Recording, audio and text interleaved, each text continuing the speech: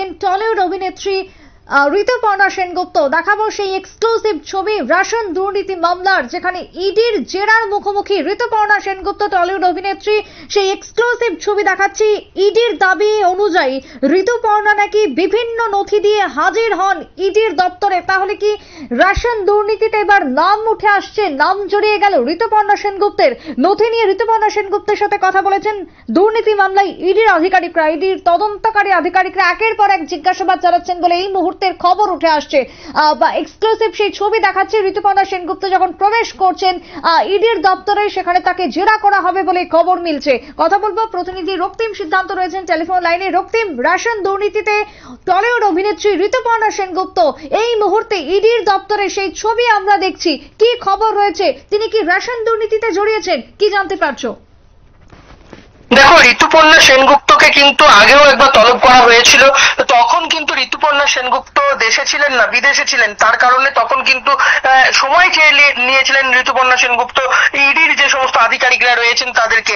এবং তারপরে কিন্তু আবারও ইডির পক্ষ থেকে আজ অর্থাৎ 19 তারিখে সময় দেওয়া হয় ঋতুপর্ণা সেনগুপ্তকে সিজিও কমপ্লেক্সে আসার জন্য।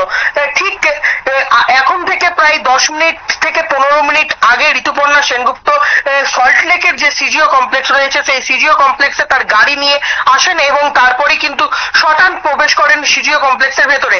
সাংবাদিকরা তাকে কিন্তু বিভিন্ন প্রশ্ন করেন যে কেন তাকে ডাকা হয়েছে, তিনি এই রেশন দুর্নীতি সম্পর্কে কি জানেন বা বৃত্তান্ত। তবে এই প্রসঙ্গে কিন্তু ঋতুপর্ণা সেনগুপ্ত আজকে সাংবাদিকদের কোনো প্রশ্নের জবাব দেননি। সোজা কিন্তু গাড়ি থেকে নেমে একেবারে সিজিও কমপ্লেক্সের ভিতরে প্রবেশ করে যান।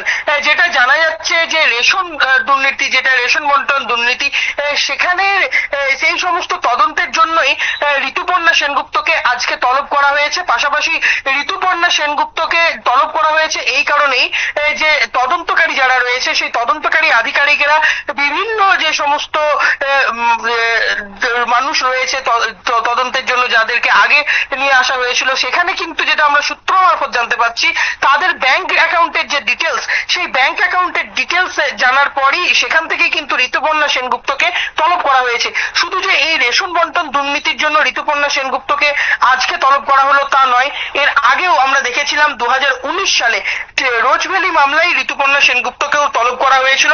তখনও কিন্তু ঋতুপর্ণা সেনগুপ্ত একেবারে সিজিও কমপ্লেক্সে এসে হাজিরা দিয়েছিলেন। তবে আজকে সিজিও কমপ্লেক্সে যখন ঋতুপর্ণা সেনগুপ্ত আসেন তখন সাংবাদিকদের প্রশ্নের উত্তর তিনি না দিলেও এর আগে যখন ঋতুপর্ণা সেনগুপ্তর সঙ্গে আমরা কথা বলেছিলাম তখন আমরা জেনেছিলাম ঋতুপর্ণা সেনগুপ্ত যেটা আমাদেরকে জানিয়েছিল, তিনি বলেছিলেন আমি খুব অবাক হচ্ছি এটা শুনে, আমি এই ব্যাপারে কিছুই জানি না, রেশন দুর্নীতিটা আবার কি, এই ধরনের কিন্তু মন্তব্য ঋতুপর্ণা সেনগুপ্ত আমাদেরকে এর আগে জানিয়েছিলেন।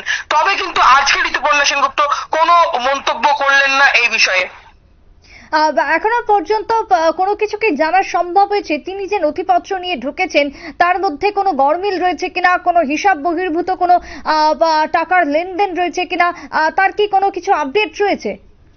দেখো, ঋতুপর্ণা সেনগুপ্ত তিনি গাড়ি থেকে নেমে গেলেন এবং তিনি গাড়ি থেকে নেমে কিন্তু শটান একদম সিজিও কমপ্লেক্সের ভেতরে প্রবেশ করেন। তার হাতে কিন্তু আমরা কোনো ফাইল বা তার হাতে কোনো নথি কিন্তু আমরা দেখিনি। তবে সিজিও কমপ্লেক্স সূত্রে বা ইডি সূত্রে আমরা যেটা জানতে পারছি, ইডির যে সমস্ত তাবড় আধিকারিকেরা রয়েছে তারা কিন্তু সিজিও কমপ্লেক্সের মধ্যে আজকে উপস্থিত থেকেই ঋতুপর্ণা সেনগুপ্তকে জেরা শুরু করবে বা জিজ্ঞাসাবাদ শুরু করবে এবং ঋতুপর্ণা সেনগুপ্ত আসার জন্য যাতে কোনো ধরনের অপ্রীতিকর ঘটনা না ঘটে তার জন্য কিন্তু সিজিও কমপ্লেক্স এলাকায় কিন্তু বাংলার পুলিশের পক্ষ থেকে অর্থাৎ রাজ্য পুলিশের পক্ষ থেকে কিন্তু বিশাল বাহিনী মোতায়েন করে রাখা হয়েছিল। একেবারেই তাই। ধন্যবাদ রক্তিম তোমায়। অর্থাৎ এই মুহূর্তের সেই ছবি দেখাচ্ছে যেখানে ঋতুপর্ণা সেনগুপ্ত সিজেএম আদালতে প্রবেশ করছে এবং সেখানে ইডির আধিকারিকরা তাকে জিজ্ঞাসাবাদ চালাবে, তদন্তের স্বার্থেই তাকে ডাকা হয়েছে বলে খবর। রেশন দুর্নীতি মামলায় এবার ডাক পড়ল টলিউড অভিনেত্রী, অন্যতম অভিনেত্রী ঋতুপর্ণা সেনগুপ্তকে। তিনি বেশ কিছু নথিপত্র নিয়ে যান বলে খবর এবং যেগুলো খতিয়ে দেখা হচ্ছে কোথাও কোনো হিসেব বহির্ভূত লেনদেন রয়েছে কিনা, আর্থিক লেনদেন থেকে শুরু করে ব্যাংক অ্যাকাউন্ট সবটাই এখন ইডির আধিকারিকরা খতিয়ে দেখছে বলে খবর বিভিন্ন সূত্রের। ছোট্ট একটা বিরতির পর ফিরবো, সঙ্গে থাকুন।